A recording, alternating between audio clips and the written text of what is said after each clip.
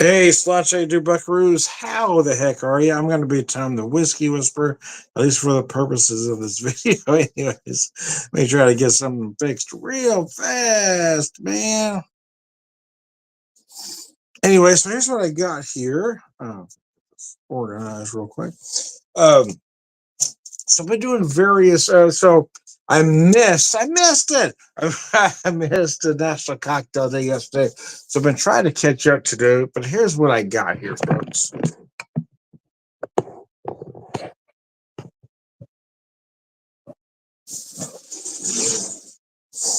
So I'm using my Watershed uncut, unfiltered bourbon at 61.1% or 122.2 proof. This stuff is amazing. But I've combined it with their Docino, their barrel aged Docino, which I have here somewhere. Here it is. This stuff is just delicious. And I've never had Docino before from anybody. So this is my first experience with it. So now I'm obsessed with this particular product. So here's what I did here though, is that I added I've got the Watershed, I've got the Docino, and I use black walnut bitters. There's no other sweeteners. So I'm basically using a Manhattan as a template, but I'm swapping out the Docino for sweet vermouth. So here's what we got here.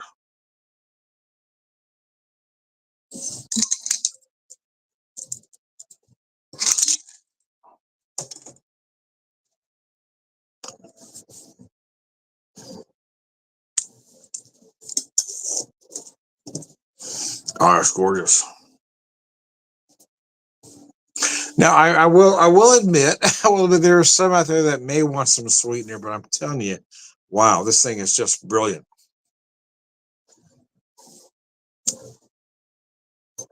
And when I say that, I mean for me, I don't like a real sweet drink. So for me, the Chino, the whiskey, the bitters is absolutely perfect. But the reason why I've done things what I've done this evening is to show you there really is no rules, right? Make the cocktails the way you want them.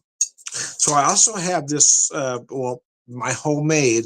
I started out using the Sweetwater's bourbon barrel aged maple syrup. I was down to about this much left in it. So I decided to add a cinnamon stick and my homemade simple using raw sugar. So I've got a raw sugar simple, but it has a little bit of actual maple in it. So I'm using that, and I'm going to sweeten that drink up just slightly.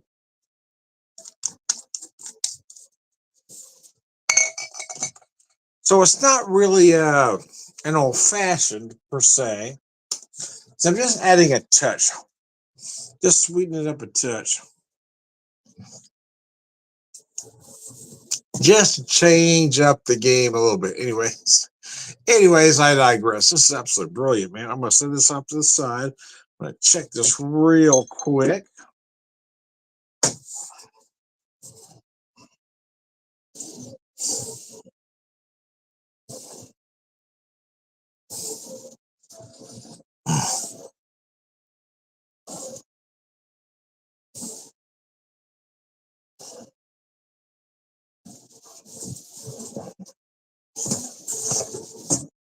All right then. So, anyways, I'm off today.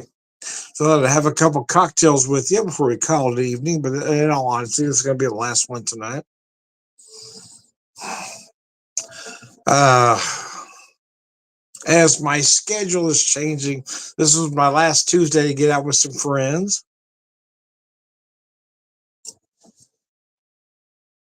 Life changes as we get older, does it not?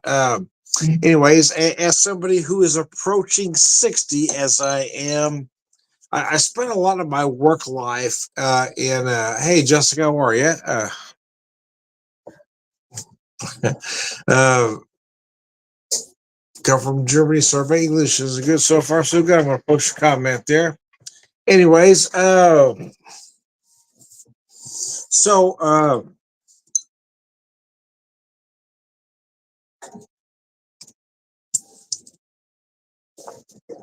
As I approached 60, I spent most of my work life in retail management.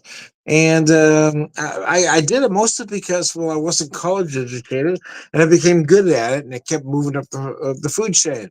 I was so good at it that I crawled up the food chain faster than a lot of college educated folks, which tend to create a few rifts. Because folks that went through college to do the same job I was doing didn't seem to like the idea of me doing better than what they were. Um, I didn't really put much stock in it until, people I thought were friends started trying to sabotage my career. So I went about it and did other things, but things changed when my son, at the age of 12, uh, was diagnosed with leukemia. And then at that point, just nothing else mattered, right? Uh,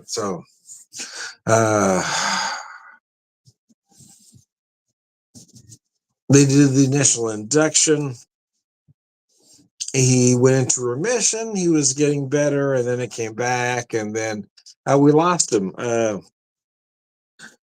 April 23rd of 2013, yeah, my wife and I lost our son. And it was hard to come back from that. A lot of folks, even folks that have gone through something similar, don't seem to understand.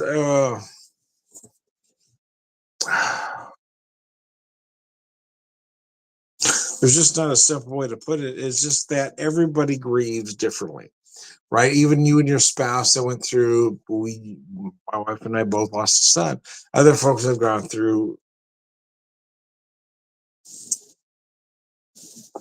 but you're not always in the same place. What college did I go to? I said earlier I didn't go to college. I am not college educated. Maybe that was misunderstood. I am not. I'm kind of hard knocks educated, but anyway.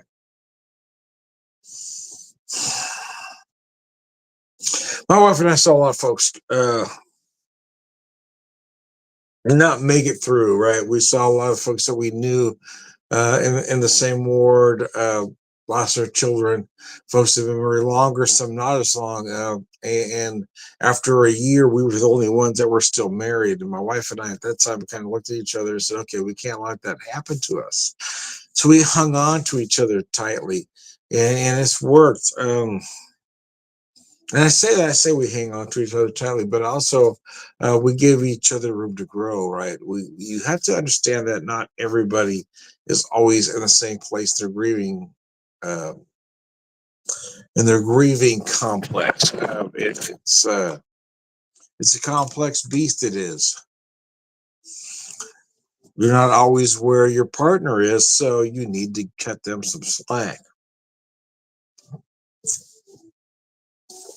And I've always hated the line, and I think TV and movies give credence to this, and there is no validity to it. But anyway, saying things like things get better with time. Well, nothing gets better with time. I feel the loss of my son as deeply today as the very second I lost him. So don't ever walk up to me and say things get better with time, Tom. Also, the platitudes like God has a plan. Well, God can shove his plan up his ass. Don't ever say that to me, or I will slug you right in the fucking mouth. God has a plan. When people say to you, God has a plan, what they're saying to you is, I have nothing intelligent to say, so I'm going to say something just so fucking stupid, you're going to get angry, which is what's going to happen. God has a plan. God doesn't have a fucking plan because there is no God. But anyway, nevertheless. Nevertheless, anyways, but I digress. So let me focus back on this cocktail for a second half before I piss off everybody out there. Um, I guess my point is with all that, if you don't have anything comforting to say, just don't say anything. I think people say the things they were taught to say or they felt that they should say, but they probably shouldn't. So, anyways. Anyways, I digress. But I digress, man. I am Tom, the Whiskey Whisperer, Whiskey Evangelist, prolific whiskey drinker, purveyor of wisdom, and